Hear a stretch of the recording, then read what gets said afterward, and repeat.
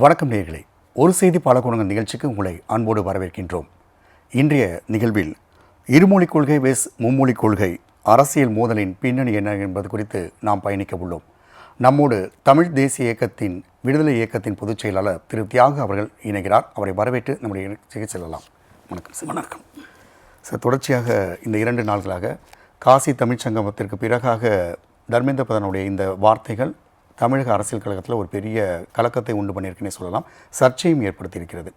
ஏனென்றால் ஒரு அண்ணாதுரை அவருடைய தீர்மானத்திற்கு பிறகாக தொடர்ச்சியாக தமிழ்நாட்டில் இருமொழிக் கொள்கை தான் நம்முடைய பழக்கத்தில் இருந்துட்டு வருது.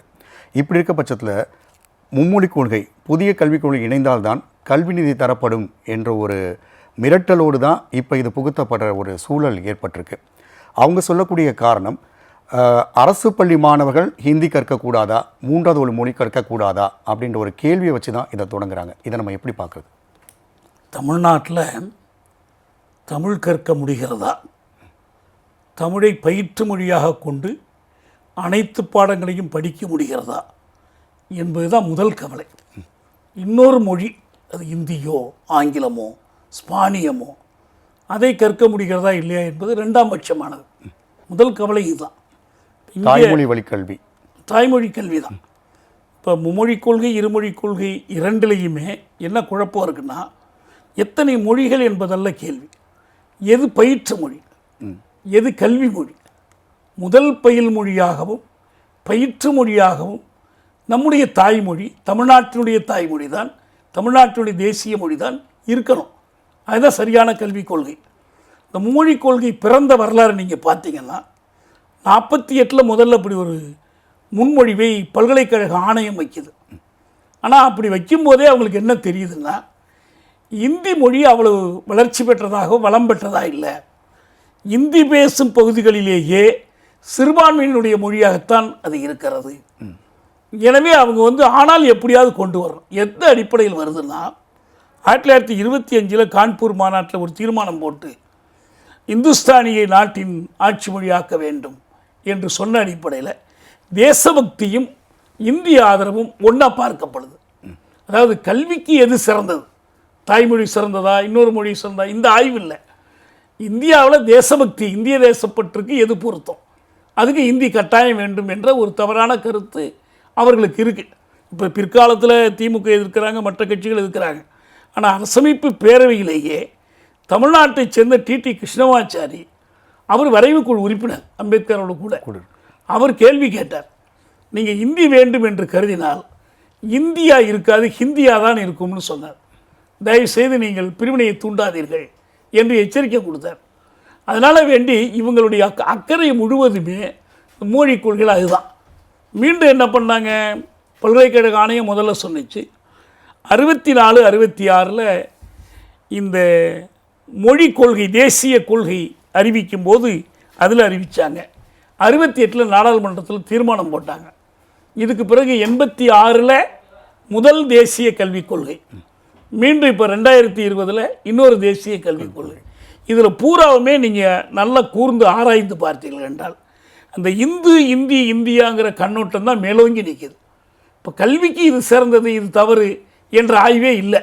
இப்போ நம்ம கேள்வி என்னன்னா, கல்விக்கு எது சிறந்தது, அப்போ கல்விக்கு என்ன மொழிகள் கற்கணும், நீங்கள் 2வது மொழியா 3வது மொழியா 4 மொழியா, இது எல்லாமே எடுத்துக்கொண்ட பாடம் அந்த மாணவருடைய தேவையை பொறுத்துருக்கு.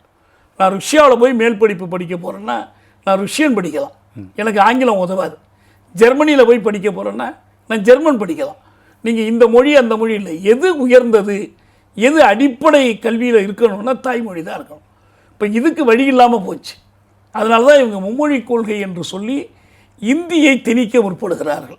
அதை ஒரு ஏமாற்று என்ன செய்கிறாங்கன்னா, பழைய மொழிக் கொள்கைகளை நேரடியாக இந்தி, அதாவது இந்தி பேசும் மாநிலங்களில் இந்தி ஆங்கிலம் கூடுதலாக ஒரு மொழி இந்திய மொழி, இந்தி பேசாத மாநிலங்களில் இந்தி ஆங்கிலம் அவங்களுடைய தாய்மொழி.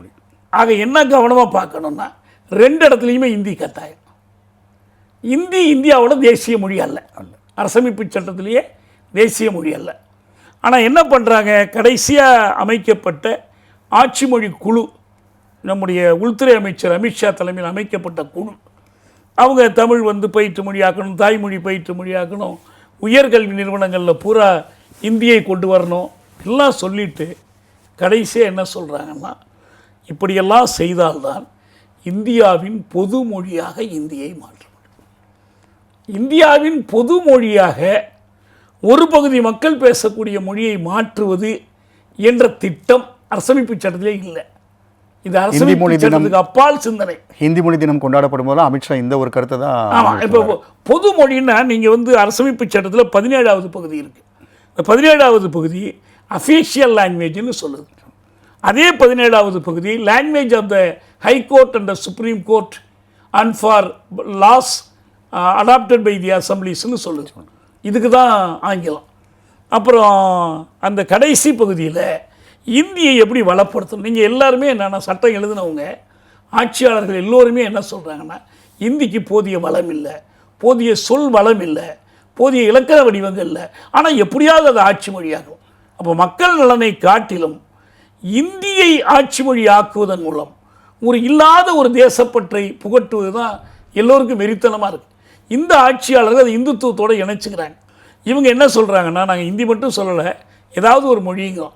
நீங்கள் ஒன்று, சென்னையில் ஒரு பள்ளிக்கூடம் இருக்குது. இந்த பள்ளிக்கூடத்தில் நீ இந்தி அல்லது அஸ்ஸாமி அல்லது வங்காளி தேர்ந்தெடுத்து படிக்கலாம் என்று சொன்னால் யார் எதை எடுத்து படிப்பாங்க? எதை சொல்லிக் கொடுக்குற வசதி இங்கே இருக்குது?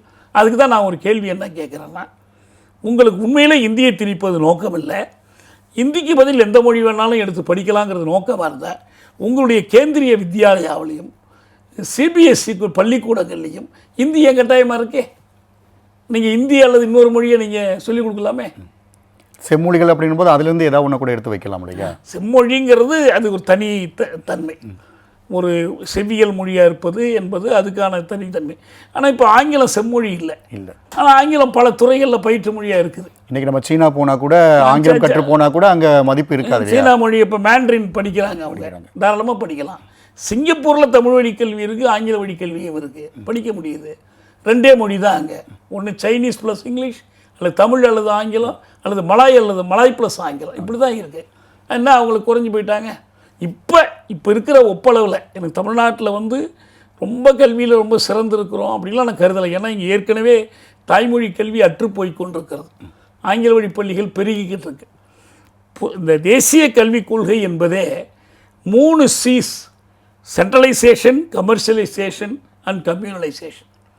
இப்போ இந்த தேசிய கல்விக் கொள்கையில் தமிழக அரசு ஒரு மாற்று கல்விக் கொள்கையை கொண்டு தான் இதை சந்திக்கணும். இப்போ இந்தியா போன்ற ஒரு நாடு, பல தேசங்களை உள்ளடக்கிய ஒரு பெரிய நாட்டில் ஒரே ஒரு தேசிய கல்விக் கொள்கை என்பது சாத்தியமில்லை. இப்போ அமெரிக்காவில் 50 மாநிலங்கள் 50 நாடுகள் இருக்குன்னா ஒவ்வொன்றும் தனித்தனி கல்விக் கொள்கை தான் வச்சுருக்கிறாங்க. அமெரிக்கா முழுவதற்குமான ஒரு பொது கல்விக் கொள்கை கிடையாது. இப்போ இங்கே நான் என்ன கேட்குறேன்னா, இந்திய தேசிய கல்விக் கொள்கையை நீங்கள் மறுக்கணும்னா நீங்கள் சும்மா வீரமாக பேசி பயனில்லை. நாங்கள் போராடுவோம், அது பண்ணுவோம் அப்படிலாம் பேசி நீங்கள் தெளிவாக சொல்ல வேண்டியது என்னென்னா, அந்த கல்விக் கொள்கைக்கு பதில் எங்கள்கிட்ட ஒரு கல்விக் கொள்கை இருக்குது. இந்திய தேசிய கல்விக் கொள்கைக்கு மாற்றாக தமிழ் தேசிய கல்விக் கொள்கை. இப்போ தமிழக அரசு சொன்னாங்க எங்கள் மாநில அந்த ஒரு இடத்துல வரும்போது என்ன ஆகுது அப்படின்னா, இப்போ இந்த புதிய கல்விக் கொள்கை ஏற்றுக்கொண்டாதான் நிதியை தருவோம் அப்படின்னு ஒரு செக் அங்கே வைக்கிறாங்க இல்லையா? இது வந்து மிக மோசமான ஒரு அச்சுறுத்தல். ஏதோ அவங்க பெரிய மகாராஜாக்கள், மௌரிய பேரரசு மாதிரியும் இதெல்லாம் குறுநிலங்கள் மாதிரியும். உண்மை என்னன்னா, தமிழகம் கொடுக்கக்கூடிய வரிப்பணத்தை தான் இப்போ 2024-25 மட்டும் ஜனவரி வரைக்கும் நம்ம நேரடியாக செலுத்தி இருக்கிற வரி 1,95,000 கோடி. இந்த பணத்தை தான் நீங்கள் கொடுக்க போகிறீங்க. ஜிஎஸ்டி மட்டும் இல்லை, தமிழக அரசு கொடுக்குற நேரடி வரி, தமிழக மக்கள் கொடுக்குற வரி, இந்த வரி பணத்தை கொடுக்க போகிறீங்க. இது எப்படி நீங்கள் எடுத்து வச்சுக்கிட்டு நாங்கள் கொடுப்போம் கொடுக்க மாட்டோம்னு சொல்கிறது? நான் ஒன்றே ஒன்று சொல்கிறேங்க, தமிழகத்திற்கென்று ஒரு தனித்தன்மை இருப்பதை ஆட்சி மொழி தொடர்பான விதிகள் ஏற்றுக்கொள்ளுது. இப்போ நீங்கள் 1963 ஆட்சி மொழி சட்டம் ஏற்றுனாங்க. அதை நடைமுறைப்படுத்துவதற்கான விதிகள் அவ்வப்போது வகுக்கிறாங்க. அது வந்து அஃபீஷியல் லாங்குவேஜ் ரூல்ஸ்னு பேர். அந்த அஃபீஷியல் லாங்குவேஜ் ரூல்ஸில் மீண்டும் மீண்டும் என்ன சொல்கிறாங்கன்னா, இந்த முடிவுகள் apply to the whole of India except Tamil Nadu. அப்போ இந்தியை திணிப்பது தொடர்பான விதிகள் தமிழ்நாட்டுக்கு பொருந்தாதுன்னு ஏற்றுக்கிறாங்க. அதையும் மீறி திணிச்சிட்டு இருக்கிறது வேறு செய்தி, ஆனால் ஏற்றுக்கொள்கிறாங்க. அப்போ நான் என்ன சொல்கிறேன்னா, உங்களுக்கு மும்மொழி கொள்கையை எந்தெந்த மாநிலம் ஏற்றுக்குதோ அங்கே நடைமுறைப்படுத்திக்கிடுங்க. இந்தியா பூரா கூட நடைமுறைப்படுத்திங்க. தமிழ்நாடு ஒத்துக்கலைன்னா தமிழ்நாட்டுக்கு அதை நடைமுறைப்படுத்தாதீங்க. தமிழ்நாட்டு மக்கள் வேணும்னா கேட்கட்டும், எங்களுக்கு அதுதான் வேணும்னு கேட்டாங்கன்னா நீங்கள் கொடுக்கலாம். நீங்கள் தமிழ்நாட்டு மக்கள் மீது திணிக்கிறீங்க. எப்படி நீட்டு திணிக்கப்படுகிறதோ அந்த ஒரு வார்த்தை சொல்லும்போது அவங்க என்ன சொல்கிறாங்கன்னா, புதிய கல்விக் கொள்கைகளில் வந்து இப்போ நீங்கள் இல்லம் தேடி கல்வி, ஏகலைவா கல்வின்னு சொல்லிட்டு சில விஷயங்களை வேறு பெயர்களை புகுத்துறீங்க. அப்போ இதை ஏற்றுக்கள் என்ன ஒரு இல்லை, நம்ம அது தமிழக அரசை நோக்கி நம்மளும் கேட்குறோம். நீங்கள் தேசிய கல்விக் கொள்கையை, மோடி அரசுடைய தேசிய கல்விக் கொள்கையை எதிர்க்கிறீர்கள் என்றால், நான் அதுக்கு தான் முதலே என்ன சொன்னேன்னா, அதற்கு மாற்றாக இன்னொரு கல்விக் கொள்கை இருந்தால் தான் எதிர்க்க முடியும். நீங்கள் மாநில அரசு அறிவிச்சிச்சு, நாங்கள் தனியாக தமிழ்நாட்டுக்கென்று தனியான கல்விக் கொள்கை உருவாக்க போகிறோன்னு அறிவித்தாங்க. என்னாச்சுங்க? அது ஒரு குழு அமைத்தார்கள். அந்த குழு சரியாக செயல்படலைன்னா அதில் குழுவில் இருக்கிற ஒரு உறுப்பினர் விலகி போனார், ஜவஹர் நேசன் விலகி போனார். மீண்டும் அந்த குழு இயங்கினுச்சு, அறிக்கை கொடுத்தாச்சு. இந்த அறிக்கை எப்போ வெளிவர போகுது? இந்த ஆட்சி முடிஞ்ச அடுத்த ஆட்சி காலத்துலையா? ஏன் அதை வெளியிடாமல் வச்சுருக்கிறீங்க? ஏன் அதை பகிரங்க விவாதத்துக்கு உட்படுத்துங்க? தமிழ்நாட்டில் எத்தனையோ கல்வியாளர்கள் இந்த குற்றச்சாட்டை சொல்கிறாங்க. நீங்கள் எதை ஏற்றுக்கொள்ள மறுக்க அதை நடைமுறைப்படுத்துறீங்க. நான் சொன்ன பாருங்கள், கமர்ஷியலைசேஷனும் சென்ட்ரலைசேஷனும் இப்பயே நடக்குது.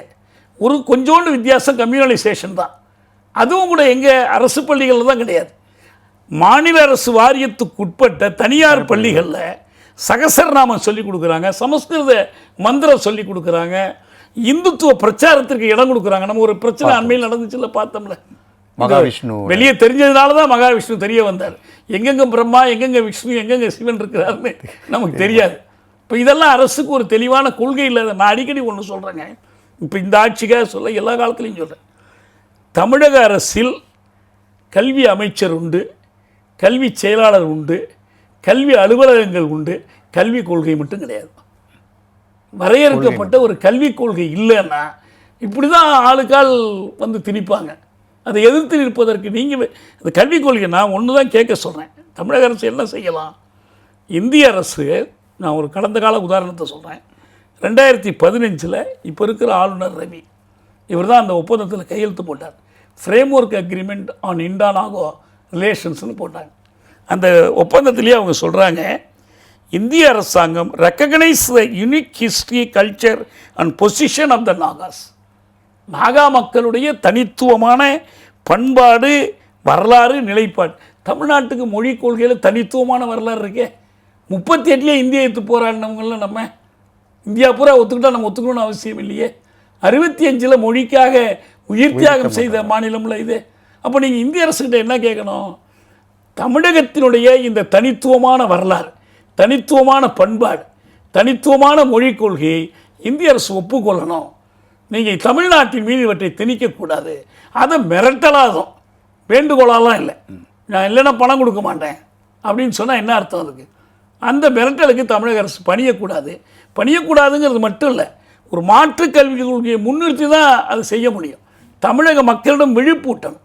அவங்களுக்கு வேண்டிய கல்வி என்ன, எது சிறந்த கல்வி, இதை பற்றி விழிப்பூட்டணும்.